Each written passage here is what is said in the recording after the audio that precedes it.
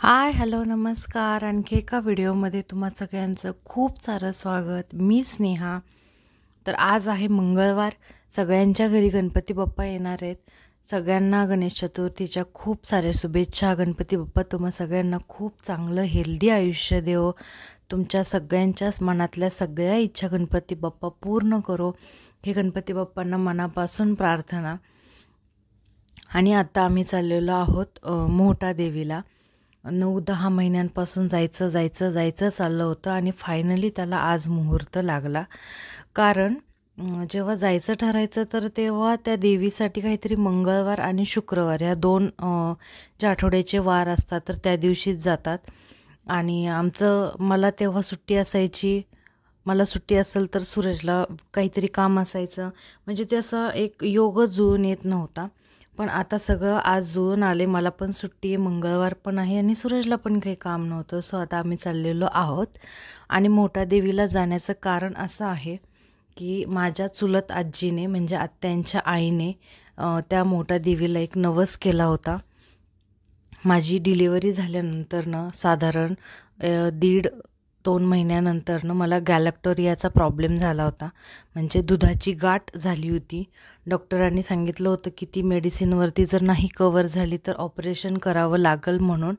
पण डॉक्टरांनी पण खूप मनापासून काळजी घेतली. म्हणजे ते आमचे फॅमिली मेंबरच आहेत. सूरजच्या आत्याची मुलगी आणि त्यांचा मुलगा. तर त्या दोघांनी पण खूप मनापासून काळजी घेतली. सो ऑपरेशनची वेळ नाही आली.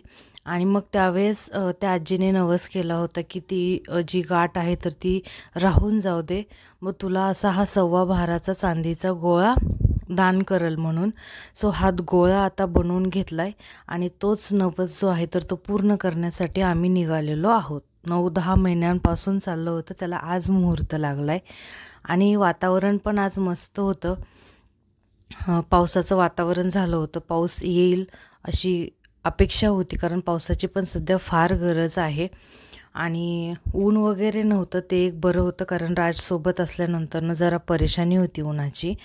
आणि मग आम्ही निघालो आणि जाताना मध्येच जेवण करायला थांबलो. खरं तर तिकडं आल्यानंतरनं दर्शन घेऊन आल्यानंतरनं जेवण करायचं होतं.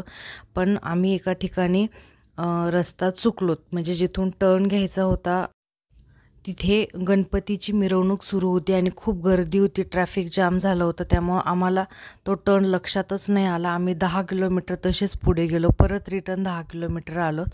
त्यामुळं आणि वेळ पण झाला होता दुपारचा. जवळपास 2-2:30 वाजले होते आणि सगळ्यांनाच भुका लागल्या होत्या. त्यामुळं मग असं ठरवलं की जेवण करून दर्शन करायला जाऊ म्हणून. पण ठीक आहे. तर नंतरनं 10 किलोमीटर रिटर्न आल्यानंतरनं जेवण केलं आणि मग नंतरनं परत मोहटेला निघालो. तर आता जवळपास आलो आहे तिथे. आणि हे समोर दिसतंय तुम्हाला मंदिर आहे. जाताना हे असे प्रसादाचे वगैरे स्टॉल लागतात. तर त्यासाठी तिथे नारळ, हळदी कुंकू तर ते सगळं सामान मिळतं. पण आम्ही ते सगळं घरूनच नेलं होतं. फक्त देवीला साडी आणि चोळी ते वेगळं असतं. ते घरची साडी चोळी वगैरे नसतं, ते वेगळं असतं. तेवढंच फक्त इथं घेतलं. साडी आणि चोळी, नारळ वगैरे बाकी सगळं घरूनच आणलं होतं. आणि मग आता निघालो मंदिरामध्ये.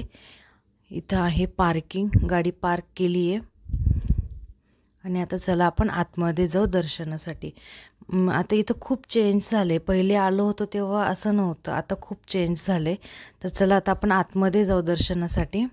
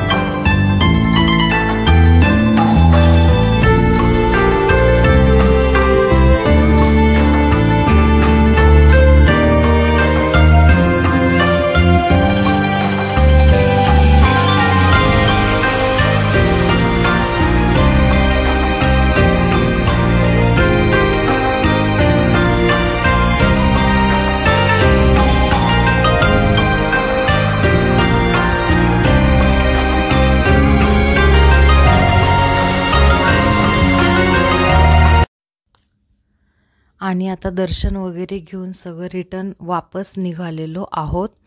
आणि तिथं ना मोबाईल अलाउड नव्हता आतमध्ये. जो देवीचा गाभारा आहे ना, तिथे फोन अलाउड नव्हता. ते जे काही तिथलचे सेवेकरी आहेत तर ते लगेच फोन बंद करून टाकायला लावत होते. त्यामुळे एवढं शूट करायला नाही जमलं. हळूच गपचूप चोरून एवढ्या गोष्टी ज्या आहेत तर त्या तुम्ही आत्ता पाहिल्या, तर ते तेवढ्या शूट केलेल्या आहेत.